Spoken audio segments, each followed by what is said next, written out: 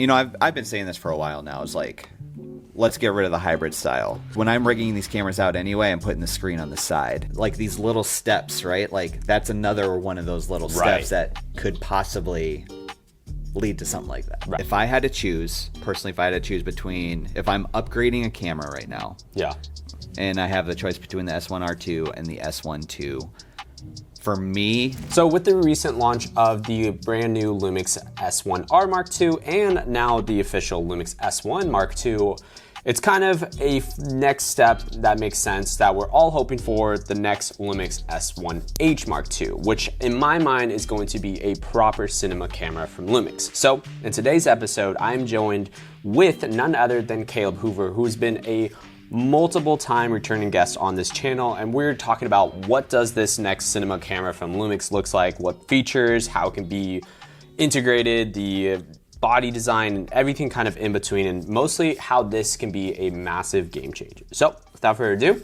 Caleb. Hey, how's it going? Thanks for having me. Dude, let's go. So a little bit of context. We're in Austin, Texas. Yeah, in person. In-person podcast. This is great. I'm trying my hardest. But I think just kind of before getting fully into the conversation, talking about the next cinema camera from Lumix, some type of beast. We just got our hands on this camera literally last night, so I would love to hear kind of your first impressions of the Lumix S1 Mark II. Yeah, the S1II, I love this camera.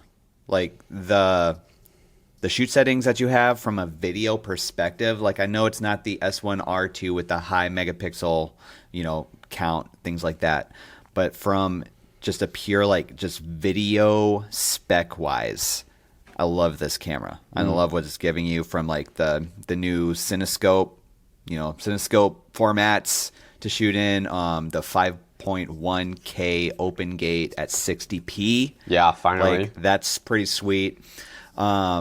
Even just like the ISO settings, right? They're a little bit hotter, which means you're probably going to have a little bit better, you know, low light performance, that type of thing. So the base on this is 640 low frequency and then 5,000 high frequency. In Vlog. In Vlog, yeah. In Vlog specifically. So I think you're going to get some pretty good low light performance with this. Yeah, and I mean, from what we've seen so far with Dustin messing with his low light footage, like it looks pretty good. It looks good. Yeah. It looks clean even at the higher level ISOs. Yep.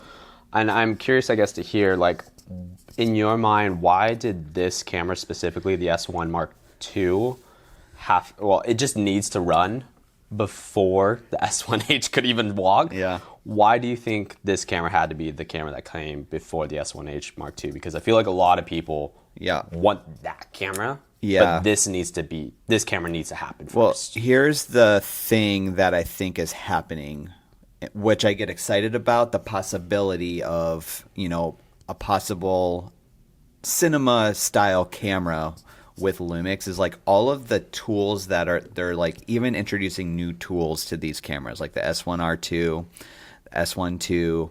You have like the false color in there now, right? So it's like all of these like little progressions of things that they keep putting in, and they've always had great video settings, right? But like they keep adding to it, as you know, including, you know, they keep the waveform, right? They keep the vector scope, they keep like all those tools in there, zebras, everything that you would have normally in a cinema camera in terms of video assist features. As far as like those, but then you get into some of the shoot settings now that are introduced into the S1II. Like I just think that, I don't know, it's setting up pretty nicely, right, for something coming down the road. Yeah, and I think also we didn't even touch point in that whole thing, 32-bit flow audio. Oh yeah, I mean there's so much, yeah. Which could lead to a possibility, and we'll get into that, of like potentially 32-bit flow internally, potentially like without an XLR2. Yeah, could you see some like XLR inputs on it?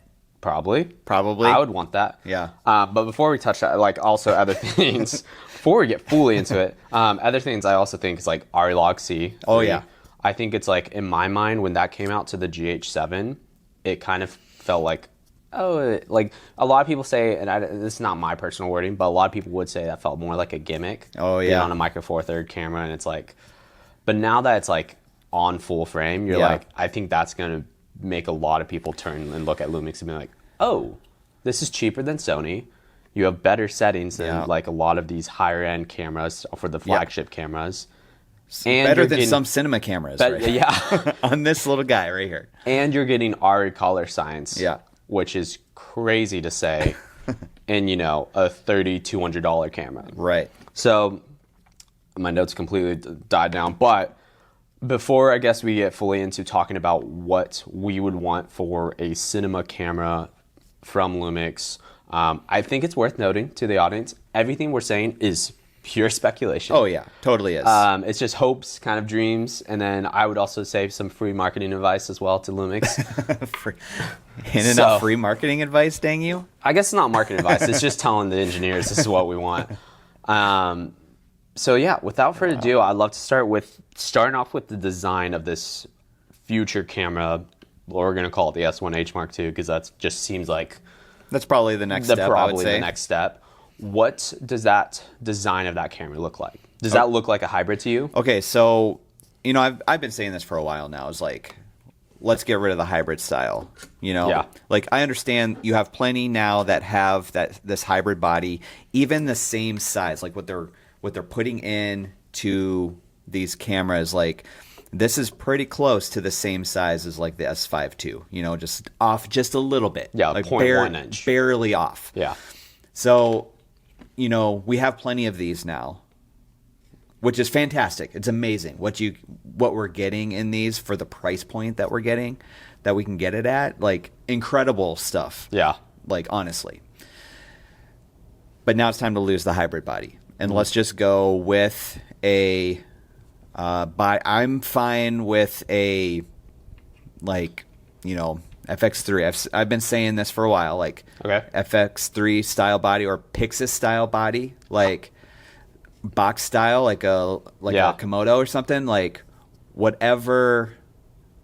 I just personally, for what I do and how I'm using these cameras, I don't need the photo settings in there. So like, let's shape it so we can kind of rig it out as more of like a cinema style body. I would say I think leaning more towards that FX6 style body, less FX3. Yep. Because I can see that. I know a lot of people, I think ideally were hoping that this would be the FX3 style body. Right. And of course it's not, because it just logically makes it easier to have like the same chassis of these two cameras. Yep. But I think for that next camera from Lumix, I think it just should be more of that box design. Do I think that camera will sell better than the S1 Mark II? No. Yeah. I generally don't think so. so. It would be for like a niche audience. It would be more specifically targeting like the video production, video like professionals. The video professionals. I guess that's a better way. Like the actual filmmakers who are needing 100%. Just video. Yeah. And then for a B cam, S1 Mark II would make sense in that. I guess now, to get a little bit more technical with this design, what do you see box design, screen? Where would you think you'd want that screen? Would you want more of a Pixis? That's tough. Something that folds out, something on the back? Personally, I like the Pixis design. Mm-hmm. Okay, I can't say that I've actually used a Pixis, so maybe I don't like it. Just from like when I'm rigging these cameras out anyway, I'm putting the screen on the side, you know, with the V-mount battery on there and stuff anyway.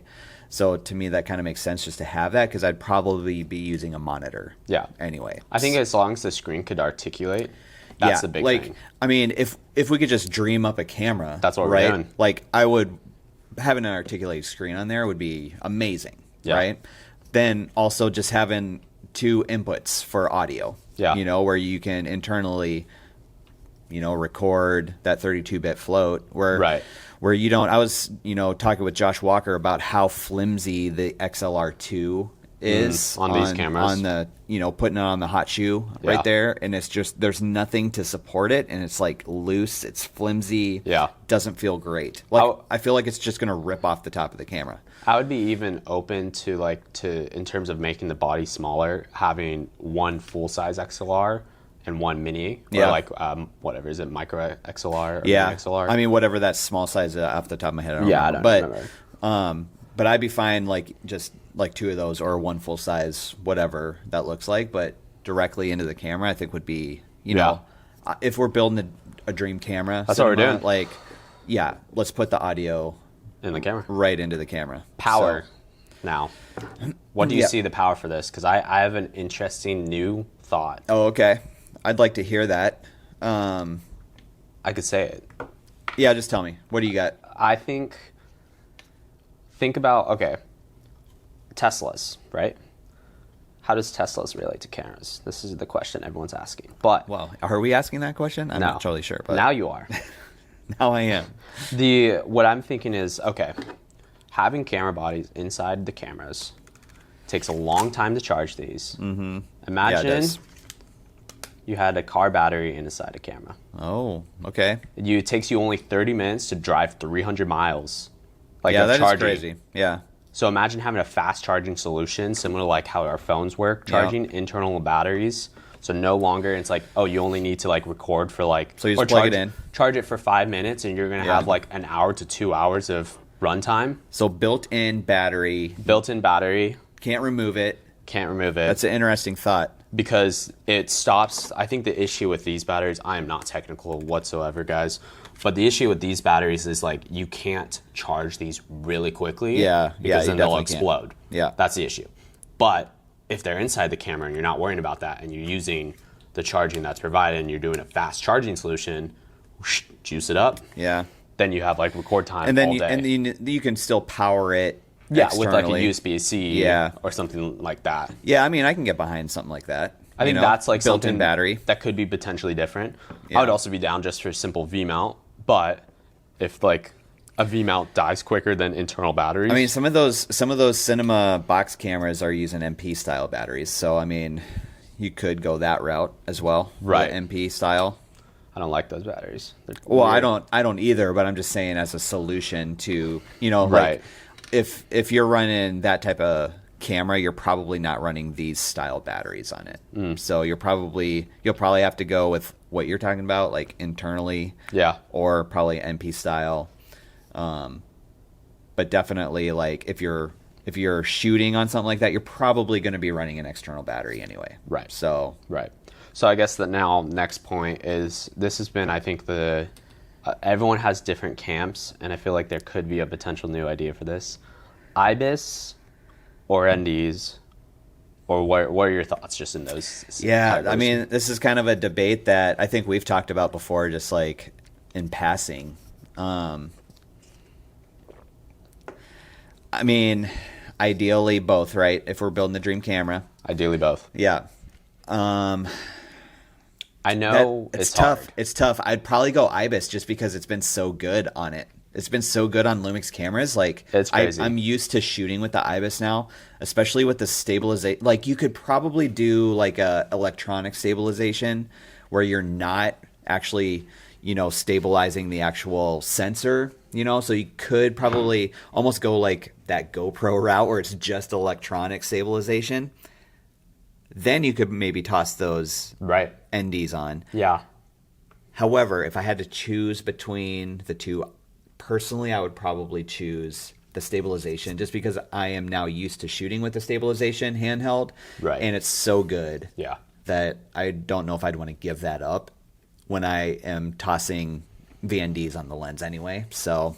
Right. I think there could be multiple different solutions. Like you said, I think having a solution where it's like you can have electronic stabilization, especially with cropless mode being introduced, if that gets better, and that's one of those things like these little steps, right? Like that's another one of those little steps that could possibly lead to something like that. Right. And then you get internal NDs where it's like you don't have to do anything. Yeah. Another idea, and I know it's physically, I think the flange distance on these cameras, flange distance for people who don't know, just the distance between your sensor and the mounting point. This is small, but if it was built in, some type of drop-in filter system could be cool too. Yeah, you could have something like that. My only caveat, it could be cool, and then you can change it right here. I know they make them for L mount to PL and have stuff like that already, which kind of gives the feeling of internal NDs. I think the one step further, if Lumix was able to do this, would be somehow to be able, once you drop in your ND, your camera can control the ND. Yeah. You don't have to touch the drop-in filter. Yeah, that'd be nice. I think that's the caveat where it still will feel like internal NDs, Mm-hmm. and it stops the camera from being so massive, and it's still getting IBIS. I mean, if you think about it, like a sensor, if this is a full-frame sensor, to have no IBIS with internal NDs, you need like a glass that's probably just slightly bigger, and then it can come up, come down. Yeah. But the moment you want to have that with IBIS and internal NDs, that's going to have to be massive glass to cover it because this is moving. Create space. And then you have this giant piece of glass to like going over it. Well, if you don't force that glass to go up and down inside the camera and you're able to just physically pull it out, that can be a potential workaround, having IBIS and internal NDs inside the camera. Yeah, it would be kind of interesting to sit in on some of like the engineering meetings and things like that, just to be like, you know, we have opportunities to talk with some of the engineers and everything, but I mean, there's only so much that we talk about on some of those meetings, but it would be really interesting to sit in on some of those meetings, I think, just to be like, okay, what is this conversation like? Yeah. What's the takeaways? Yep. Now, based on what I'm so far seen on the S1 II, I'm okay with this color and like these specs. Oh yeah. Legit, like this is like, it shocks me every time. Like it's like, okay, going from the GH6 to GH7, I've thought the GH6 looked better. Mm-hmm. I would say, especially with the S1R Mark II and now the S1 Mark II, these are the first cameras where I'm like, this looks better than the old contrast-based cameras. Yeah, like the color's way richer. The color is really good. It's so good. Especially, I love the color on this S1 too. Like it is so good. Yeah. I don't know what it is. They just about keep it, juicing it. but it's like, it's looking good. Yeah. This, I think color-wise, spec-wise, honestly, if they just put everything that's in this camera being a stacked sensor camera into that camera, hands down. Now that we have also these cameras, I guess, as we're slowly landing the plane for this episode. Already? Dude, these are quick episodes. I don't know, what does that time say? 18 minutes, see? 18 minutes, yeah. Yeah, That's a good length. Yeah. Yeah. I'm trying my hardest. The last question always tends to be the longer question anyways. So, regardless, with both of these cameras kind of coming out, I personally think I was shocked by, I won't say inexpensive because they're still expensive at the end of the day, but in comparison to like what these are priced at right now versus other camera brands that are doing similar specs. What can you get an FX3 for? What is that? It's like 4,000 plus. Yes, right. And like, it's a hard mindset to imagine that Sony will drop an FX6? FX3. Okay, sorry, yeah. That's what I thought you meant to say. FX3, it's hard for me to imagine Sony dropping an FX3 Mark II that's way better and in this price range. Yeah, it's just I don't think that would happen because they know their users are going to buy it at that price range. But I feel like because Lumix is being more of an aggressive brand and like trying to get more new clientele and especially the younger generations with the S9, I think is huge for the younger filmmakers. Because they're doing that, they're being more aggressive and giving way better value in terms of what you're getting and for what price point you're getting at. So I'm curious now knowing what these cameras cost, this one being the video-centric one being cheaper than the photo-centric one, it's crazy. Video hybrid versus photo hybrid. What would you want this price point to be at now? For the new cinema. Oh man, like honestly, you could probably go up to 5K, right? Somewhere in there, like maybe just under, right? You know, I can see maybe them, $39.99. I can see them doing something like that. Yeah, like making it like $38.99 or $39.99. Yeah, because this one is 31, right? $31.99, right? $32.99 for the S1R2. I could see something like that, just full video. Yeah, cinema body. I mean, if you think about it, if they literally just took the internals of this, that's all they need to do, and they're changing the chassis. Yeah, and sure, there's probably definitely a lot more into that than what we're just saying. Oh yeah, definitely. But it's not so massive a jump where I'm like 5,000 makes sense, but because this is like at the price at what it is, I can easily say them going anywhere from like, I would even say lower, $34.99 to like $42.99. Like it could be anywhere in that price range based on just knowing what these cameras are now, Oh, yeah. kind of makes me interested. Like, I feel like you could go up to 5,000 and still, people would still get it, but I don't think they would go that high. Yeah. That would probably be like the very max Yeah. that they would charge for something that they would bring out. But I definitely could see that $399, $39.99. I mean. Sweet. Well, before we kind of dive and land this plane with the last and final question, Caleb, where can all these lovely people check you out? Without further ado, Matthew. Further ado. Oh yeah, so you can check out my YouTube channel. It's just my name, Caleb Hoover. So youtube.com/@symbol Caleb Hoover. You'll find me there. Make sure you subscribe. We've got some other Lumix content on there. Instagram is just HHM_Caleb. You can follow me there, and you'll see what random things I put up there. But yeah, I mean that's about it. Sick. Yeah. Well, so I guess last and final question. After talking about everything that we dreamed about for the S1H Mark II, and I feel like a lot of people are waiting for that camera, who would you recommend this camera for, the Lumix S1 Mark II? Yeah. That they might not need that S1H because you're getting almost everything you really need as a professional filmmaker. Oh yeah, and 100%. even more Yeah. in this camera. Yeah. Okay. So let me start here. Like if I had to choose personally, if I had to choose between, if I'm upgrading a camera right now, Yeah. and I have the choice between the S1R2 and the S1II, for me, the S1II makes more sense with the video settings and everything. So I'm not doing any photography. And with that being said, I think people in the same boat, maybe doing corporate video, professional video production, maybe not like, I would say if you are in the production of like the 10K to 20K range, doing productions for, social media, brand stories, things like that, not super high production, but still kind of maybe like freelancing, getting into it, professional video. I think that's who this camera's for. And if also too, this is a great camera if you're coming over from Sony and maybe you have an FX3 or something. Like, this is a great alternative to that type of a camera. So if you're in that realm where you're working with like some type of camera like that, like this is a great alternative to that.